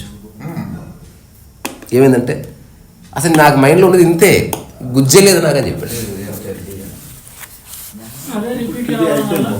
ఏది ఉపదేశారం అయిపోయింది. లాస్ట్ ఈ 3 రోజుల నుంచి నడుస్తుంది ఒక రకమైన స్తబ్దత. రాద్దామని కూర్చుంటున్నా, బట్ కంక్లూజన్ ఏమి లేదు, ఆల్రెడీ అయిపోయింది. రాయాలని ఆసక్తి వస్తలేదు. సో నేను ఫోర్స్ చేసుకోవట్లేదు. నేను దాని ప్రాబ్లం కూడా అనుకోవట్లేదు.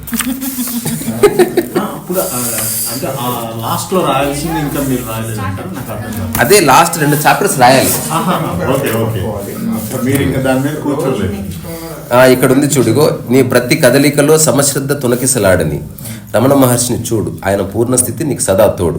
ఏది ఉన్నా లేకపోయినా నేను బాగున్నాను అన్న అవగాహన కలిగితే ఇక ఆధ్యాత్మిక చిరంస్థితి దర్శించినట్లే. ఏది ఉన్నా లేకపోయినా నువ్వు బాగున్నావన్న స్పృహ నిరంతరం ఉంటుంది. ఎట్లుందంటే క్యాన్సర్ వచ్చింది బట్ నేను బాగున్నాను,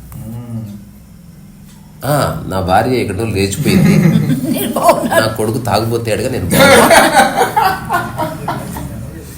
అలా ఇది అల్టిమేట్. అలా అన్నావు అనుకో మామూలు స్థితిగా. సో అకారణ సుఖం ప్రాప్తిరస్తు అంటే అదే అకారణ, నేను బాగున్నానన్న స్పృహనే సుఖం బేసికల్లీ. తర్వాత నీవెంత ఖర్చు పెట్టి పూజ చేశావు, నువ్వెన్ని హంగు ఆర్భటాలతో చేశావు, ఎంతమంది ప్రజలు విఐపీలు వచ్చారు, ఎంత తిన్నారు, ఎంత మెచ్చుకున్నారు, వీటితో భక్తికి ఏ సంబంధం లేదు. సంపూర్ణ శ్రద్ధలో కర్మ చేశావు అన్నది ముఖ్యం. లేదా ఇక్కడ ఇంకొక ప్రశ్న చూడు, ఇది దిమ్మ తిరిగే అబ్జర్వేషన్. అంటే ఇది నీవు కర్మ చేస్తున్నావా లేదా అనేక కర్మలు చేస్తున్నట్లు అనిపిస్తుందా, ఇది డిఫైన్ చేయి. ఇది చాలా ప్రొఫౌండ్ క్వశ్చన్. నువ్వు కర్మ చేస్తున్నావా లేదా అనేక కర్మలు చేస్తున్నట్టు అనుకుంటున్నావా? కానీ మోస్ట్లీ అనేక కర్మలు చేస్తున్నట్టు అనిపిస్తుంది. కానీ జీవిత మూలం తెలిస్తే జస్ట్ కర్మ కొనసాగుతుంది. ఫర్ ఎగ్జాంపుల్, వంట చేయడము ఒక పని, తినడం ఒక పని, కానీ సరిగ్గా చూడు అంత కలిపి ఒక పని. వంట చేసుకొని తినడం అయింది. వంట చేసుకోవడానికి ముందు కూరల మార్కెట్ వెళ్ళడము, వంట చేసింది తిన్న తర్వాత పడుకోవడము, ఇదంతా కలిపి చూడు, ఇదంతా కలిపి ఒకటే పని. అట్లా చూస్తే నువ్వు ఎరుక కలిగిన తర్వాత నీవు శరీరం వదిలేసే వరకు ఒకటే పని ఉంది. అదేంటంటే ఒక ప్రశాంతమైన కదలిక అంతే. Your always moving. కొన్నిసార్లు నీళ్ళు మోస్తున్నావు చెట్లకి, కొన్నిసార్లు పొయ్యి లోపల పోపేస్తున్నావు, కొన్నిసార్లు ఇంకెవడుకో నీళ్ళు ఇస్తున్నావు, అన్నీ ఒకటే. సో ఆధ్యాత్మికత అంటే మానసికంగా అఖండ స్థితిని అనుభవించడం. There is no partition in life. Yeah, because you are creating the partitions. Don't compartmentalize life. అయ్యో అదే చెప్తారు, కంపార్ట్మెంటలైజ్ యువర్ లైఫ్ అని చెప్తారు కదండి. ఇప్పుడు ఎవరైనా అంటే so called what ever we can say life coaches, they use to say ఏమంటారు, ఎప్పుడైనా ఇప్పటి వరకు విన్నదైతే నేను కంపార్ట్మెంటలైజ్ యువర్ లైఫ్. అది ప్రపంచంలో దట్స్ యువర్ వర్క్ లైఫ్. అంటే లైఫ్ నే 3-4 రకాల జీవితాలుగా డిఫైన్ చేస్తారు. This is work life, that is personal life, this is social life, like that. This is spiritual life. అలా అంటారు, నేను దాన్ని కాదనట్లే. But still I'm saying don't compartmentalise. ఎందుకు? ఎగ్జిస్టెన్షియల్గా నీవు ఉన్నావు, ప్రాపంచికంగా నీవు ఉన్నావు కొంతవరకే. ప్రపంచంతో నీ అవసరం చాలా స్వల్పం. కానీ గాలితో నీ సంబంధం, ఆకలితో నీ సంబంధం, గాఢ నిద్రతో నీ సంబంధం చాలా ప్రగాఢమైంది. ప్రశాంతతో నీ సంబంధం ఎటర్నల్. అది ఉద్యోగంతో సంబంధం వెరీ లిమిటెడ్, మనుషులతో సంబంధం వెరీ లిమిటెడ్. కానీ నా హాయితో సంబంధం అన్లిమిటెడ్. అది so focus on existential core values. మిగతావన్నీ అవసరార్థం ఉంది అని గుర్తిస్తే సరిపోతుంది, అంతే, అంతకుమించి ఏం లేదు. ఇంకోటి ఆ పదాల్లో కూడా అన్నింటిలో లైఫ్ కామన్ గా ఉంది. అంటే లైఫ్ ని ముక్కలుగా చేసి అదొక లైఫ్ ఇదొక లైఫ్ అని చెప్తున్నారు కదా. ఇంకేదైనా ఊరికి చదివితే ఇక్కడ ఇదంతా ఉల్టా పల్టా ఉన్నాయి, నీకు సరి చేసి ఇస్తాను. ఇప్పుడు మీరు అవి ఒక్కొక్క అంటే పేజ్ నెంబర్లు కూడా వేయలేదు కదా? ఉన్నాయా? 25. జస్ట్ ఆర్డర్లో పెట్టాలి. ప్రింట్ తీసుకొచ్చినప్పుడు ఆర్డర్ లేదు.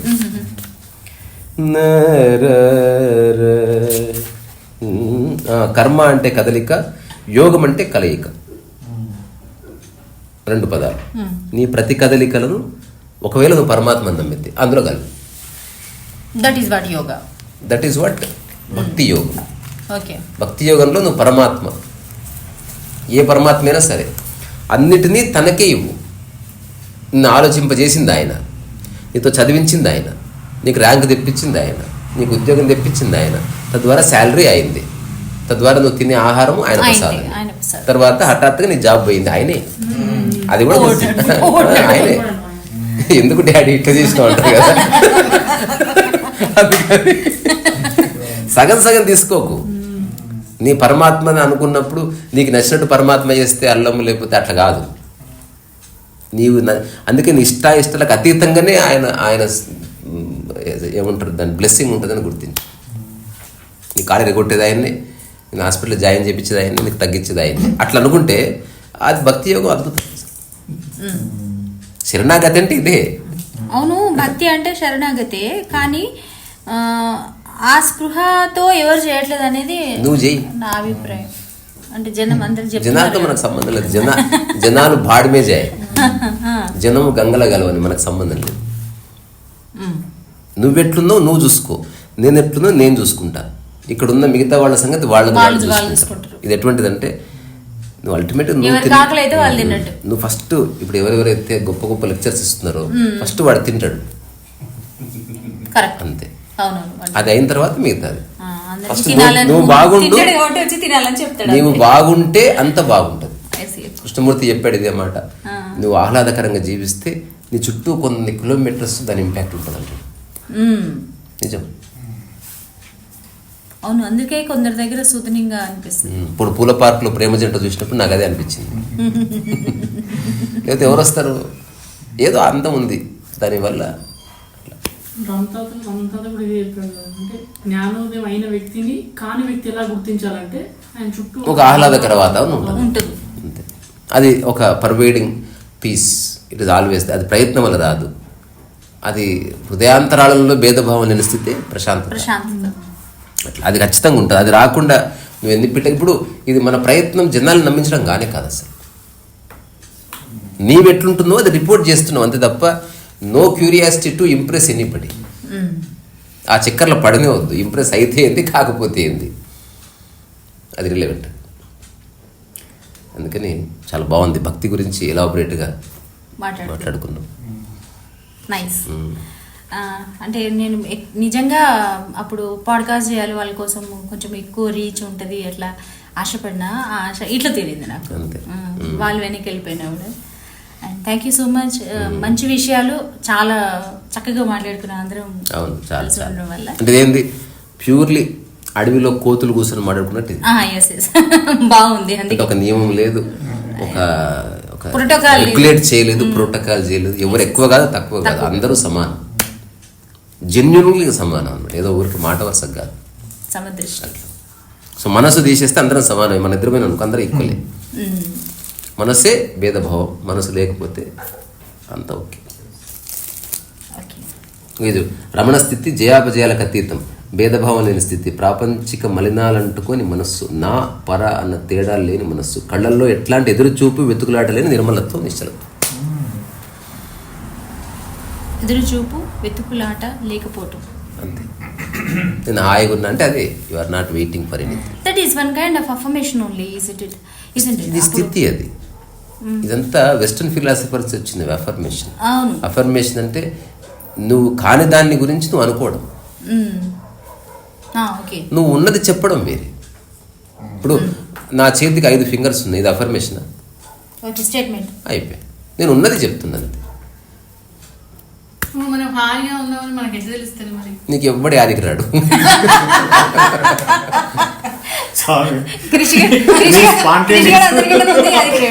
నేను నాకు ఎప్పుడు యాదికి రాడు. మా అమ్మ అంటే నేను గుర్తున్నట్టు లేదమ్మా అని చెప్తాను. గుర్తుండదు. ఒక యూట్యూబ్ వీడియో చూసిన ఆమె అడుగుతుంది స్పైల్డ్ గా, అంతే స్పాంటేనియస్ గా, చాలా పర్ఫెక్ట్ ఆన్సర్. అంటే ఇప్పుడు నేను చెప్పింది అవునా కాదు? కరెక్ట్. అసలు మీరు చెప్పిన ఆన్సర్ ఇంకంతే. ఇంకెవరు ఏది లోకం మర్చిపోతాం. అసలు ఎవరికి గుర్తురాని స్థితికి రావాలి. అసలు మనం ఉండాలి అంతే. అంతే. ఎదురుగా వస్తే మాట్లాడదాం అంతే తప్ప గుర్తుపెట్టుకోవడం. నేను ఏది గుర్తుపెట్టుకోవడంలే, నాకు ఎవరు గుర్తురాడు, నేను ఎవరిని మిస్ అవ్వను, నాకు ఏముండదు అసలు. ఎందుకంటే నా పని ఏదో నాకు ఉంది.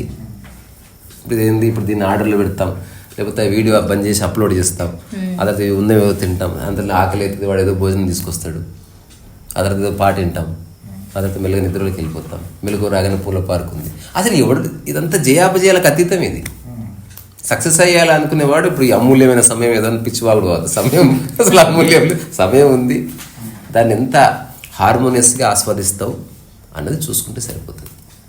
సక్సెస్ అన్నది చాలా చిన్న విషయం, దాని లైఫ్ చాలా తక్కువ అసలు.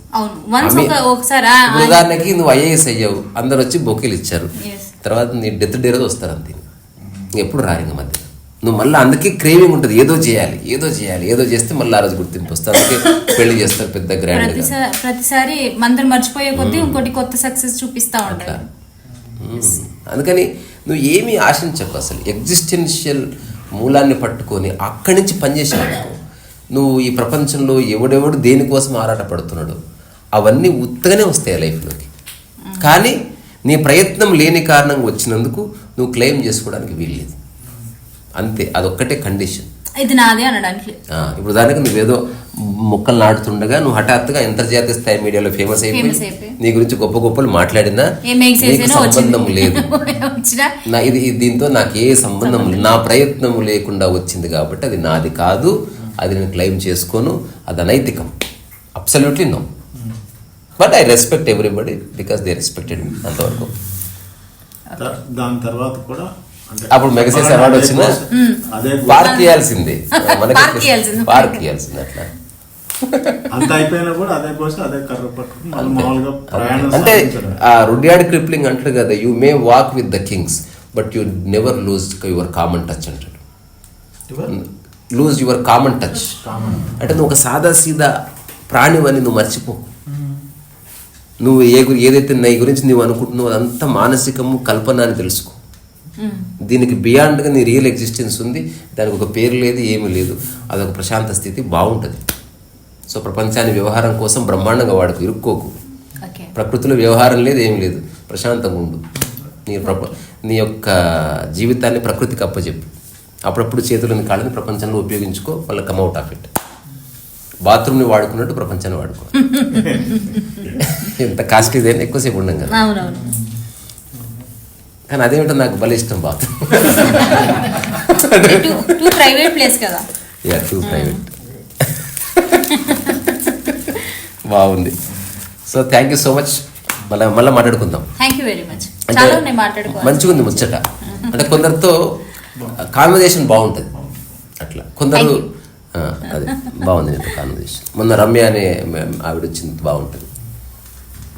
నాకు పర్సనల్గా మైత్రితో బాగుంటుంది కాన్వర్జేషన్, మీతో బాగుంటుంది. కొందరితో కాన్వర్జేషన్ కుదరదు, అట్లా తన్మయత్వంలోకి వెళ్ళిపోయి అట్లా అయిపోతారు అనమాట. ఇప్పుడు మీరు ఒక మంత్రం లాంటివి చెప్తారు, రాసవు వైశ రీసా. అది యాక్చువల్గా ఒక బృహదారణ్య ఉపనిషత్తులు ఒక పద్యంలో బట్టి ఒక చివరి పాదం అది. అది నేను 2009లో నేను ఉన్న స్థితి, నేను బాగున్నాను చెప్పిన, పైసలు లేవు ఏమీ లేవు, బట్ నేను బాగున్నానని నాకు 100% తెలిసిపోయింది. ఎంతమంది వచ్చి అడిగినా ఇదే చెప్తున్నా, నా దగ్గర రూపాయి లేదు, నేను ఏం చేస్తానో తెలీదు, కానీ నేను బాగున్నా. అరే నేను నిజంగా మీతో కనెక్ట్ అవుతున్నా ఈ విషయంలో. నేను కూడా అనుకుంటున్నాను అట్లనే ఈ మధ్యకాలంలో. అనుకో, అది అనుకోవడం కాకుండా నీ స్థితికి ఉండిపో. అనుకోవడానికి అనుకోవచ్చు నేను అందంగా ఉన్నాను అట్లా కాకుండా, అనుకోవడం కాదు, అనుకోవడం కాదు. వాట్ ఐ ఫీల్ అంటే ఎంత లోపలికి ఆలోచించుకున్నప్పుడు, అంటే ఒకసారి లెట్స్ సీ అవర్ సెల్ఫ్ అనుకున్నప్పుడు, అరే నేను చాలా బాగున్నా, అదే నాకు తెలుస్తుంది, ఈ మధ్య కాలంలో తెలుస్తుంది. అయితే హఠాత్తుగా నాకు అది ఆ పద్యము ఆ పాదము కనిపించింది. అప్పుడు ఆ రసో వయస అన్నదాన్ని నేను ఊరికే చదివాను. అంటే నాకు దాని మూలార్థం నా స్థితి అని తెలిసింది. అప్పుడు వెంటనే రీసా రసో వయస అని చెప్పిన మా బ్రదర్కి పక్కన. సో రీసా you derived from that only? కాదు, రీసా నేను ఊరికే పెట్టుకున్నా. అంటే ఊరికే 4 అక్షరాలు కలిపితే ఇది ఉదాహరణకి ఇందులో ప్ర నా సా మా అని అదొక పేరు చేసిన, అంతే. ఇట్ హ్యాస్ నో మీనింగ్, అంతే అసలు. అబ్సల్యూట్లీ. మీరు మీ పేరు మరి రజనీకాంత్ బాగానే ఉంది కదా? అన్ని బాగానే ఉన్నాయి, బాగానే ఉన్నాయి. ఎవరు చెప్పారు? మరి ఎందుకు రీసాకి ఎందుకు కన్వర్ట్ అయినారు? అంటే పర్పస్లెస్ గా ఏదైనా పని చేద్దాం మొట్టమొదటి నా పేరు మార్చి చూశాను. ఇప్పుడు నాకు ఒక పేరు మారుస్తున్నా, అంతే. అది ఎవరో అన్నారు ఇలాంటి పేరు ఇంకోటి ఉంటది, అప్పుడు ఏం చేస్తుంటే ఇంకో పేరు పెట్టుకుంటాను. నాకు ఏ అటాచ్మెంట్ లేదు ఆ పేరు. నాకు ఎవరో చెప్పారు ఓషో కాపీరేట్ చేసుకున్నాను, నువ్వు కూడా చేసుకోను. Let everybody use that name. నేను ఇంకా చెప్తున్నా, నా పుస్తకాలు మీరు ఆఖరిగా మీ పేరు వేసుకుని ముద్రించుకోండి, యూజ్ ఇట్. మీరు ఏం చేసినా కూడా అది మేము ఆఖరిగా కాదు కదా చెప్తున్నా. అంటే నేను అంత ఫ్రీగా interested in creating the work. దాన్ని పట్టుకొని వేళ్ళాడి ఏదో కాపీ చేశాడు అట్లే ఆసక్తి లేదు. నాకెవరో చెప్పారు మీ కాపీరైట్ హక్కు రాయలేదా అందులో? లేవు. లేదు. కానీ తెలుసా, బట్ నాకు ఇప్పుడు ఉన్నా ఏదో నామకే మీరు వస్తే ఇప్పుడు అంటే గుర్తొస్తుంది ఫార్మాట్ లో నాకు. పెట్టవలసింది. ఇన్ 2013-14 ఆ టైంలో అనుకుంటా, నాదొక రాసిన ఒక 15 లైన్స్ ఒక చిన్న పోయం లాంటిది రాసింది నేను. అదేమైందంటే వైరల్ అయిపోయింది. ఎక్కడ నాకు గుర్తింపు లేదు, నా పేరు లేదు, నా ఊరు లేదు, ఇది ఎవరు రాసిన ఎవరికి తెలియదు, పిచ్చిగా వైరల్ అయిపోయింది. అది వైరల్ అయిపోయి ఎక్కడ దాకా వచ్చిందంటే మా పేపర్లోనే ఇది వాట్సాప్ మెసేజ్ అని ప్రింట్ వేసి పబ్లిష్ అయిపోయింది. ఇదేంది, ఇది నాది కదా అని నేను అప్పుడు క్లెయిమ్కి పోయినా.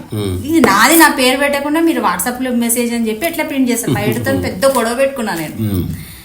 ఆయన ఫీచర్స్ రైటర్ని పిలిచి, ఏందయ్యా ఈ పెంట, ఆమెమో ఆమెదంటుంది, మీరేమో ఇట్లా అంటున్నారు అంటే, మాకు తెలియదు సార్, మాకు వాట్సాప్లో వచ్చింది, మేము వాట్సాప్ నుంచి చేసినాం. అంతే, కరెక్ట్. అది ఇప్పుడు మీరు అంటుంటే అనిపించింది అంటే ఆ claim how చేసుకోవడం- childish I was అని. అట్లే లేదు, అప్పటికి అట్లా ఉన్నది మనసు. అవునవును, అప్పటికి అట్లా ఉంది మనసు. ఆ తర్వాత చాలా కాపీ అయినాయి, కానీ అంటే పెద్దగా నేను పట్టించుకోలేదు. నేను ఫ్రీ అయిపోతున్నా నిజంగా. నేను ఊరికే మాట వరుసుకున్నట్లే, జెన్యున్లీ ఎవరన్నా వాళ్ళ పేరు వేసుకొని ముద్రించుకుంటే చేసుకొని దాని డబ్బు వాళ్ళే తీసుకొని, ఓకే, అంటే తప్పేం లేదు అట్లా. ఆ? ఆ క్వాలిటీకి దానికి చాలా చేంజ్ వచ్చేస్తుంది. మంచి క్వాలిటీ చేసినా కానీ గుర్తుపట్టారు. అంటే నేను ఒక చెప్పాలనుకుంటుంది ఒకటే, పని చేస్తున్నాను తప్ప బంధం ఏమీ లేదు మనసులో అని చెప్తున్నాను లిటరల్లీ. సరే, ఇది ఎవరికి ఎట్లా అర్థమవుతుందో నాకు తెలియదు. Original is original, what ever you say. నాకైతే ఒకలా అర్థమైంది. నేను కృషి గారి కోసం చెప్పాలి, స్టేట్మెంట్ చేయాలి కనుక దాంతో నాకు కృషి గారితో ఏం బంధం ఉండకూడదు. అంతే అంతే అంతే, అది దా స్టోరీ. అది జస్ట్ మీరు ఇంప్లిమెంట్ చేయండి, మానసికంగా శూన్యంగా ఉండండి, ఏం చేస్తున్నా చేయండి, మాట్లాడినంత తాత్కాలికమైన గుర్తుపెట్టుకోండి, don't make it a theory. అప్పుడు బాగుంటుంది.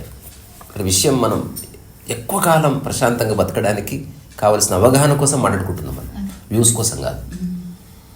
అట్లా అది పాసిబుల్. ఎక్కువ కాలం కంటే కూడా ఎక్కువ క్వాలిటీగా బతకడానికి అది ఒక స్టేట్మెంట్ కింద చెప్తున్నా, అక్కడితో అయిపోలేదు. బట్ మేక్ షూర్ నీ లైఫ్ టైం 100 years అనుకుంటే ఎక్కువ సంవత్సరాలు సంఘర్షణ లేకుండా ప్రశాంతంగా హాయిగా భేదభావం అట్లా రకరకాలు వస్తాయి, మంచి ఆరోగ్యంతో రకరకాలుగా అన్నీ కలిపి యూ డోంట్, అసలు నువ్వు బతుకుతున్నట్టు తెలియకూడదు, నీకు ఫ్రీ అయిపోవాలి. అసలు నువ్వేదో చేస్తున్నట్టు కట్టలు కడుతున్నట్టు ఏదో అట్లా అనిపిస్తుంది, ఏం లేదు అక్కడ. ఒక్కసారి లాంగ్ షాట్లో చూడు, మనిషి ఎంత వాటి. ఇప్పుడు మనం నాటే మొక్క ఒక్కసారి భూమి పాయింట్ ఆఫ్లో చూడు, అసలు పార్క్ ఎంత ఉంది, అసలు లేదు భూమి మీద, అసలు అంత చిన్నది అది. అట్లా మనం చిన్నగా ఉన్నందుకు పార్క్ పెద్దగా ఉంది. యాక్చువల్లీ చిన్న స్పెక్, మనం ఇంకా అంతకంటే చిన్న రేడు. ఎక్కడ ఒక మత గ్రంథంలో ఉందంట, చెప్పుకుందాంలే, పేరు చెప్తాను కదా. అక్కడికి వెళ్ళిన తర్వాత 130 అడుగులు ఉన్న అమ్మాయిలు ఉంటారంట. అంటే ఇట్లనే ఆశ్చర్యపోయాడు, నువ్వు 130 అడుగులు అవుతావు, మళ్ళీ అంతటి దానికి పెద్దగా స్పేస్ వేస్ట్ అన్నమాట. నిజానికి ఈ చించున్నా సరిపోతుంది.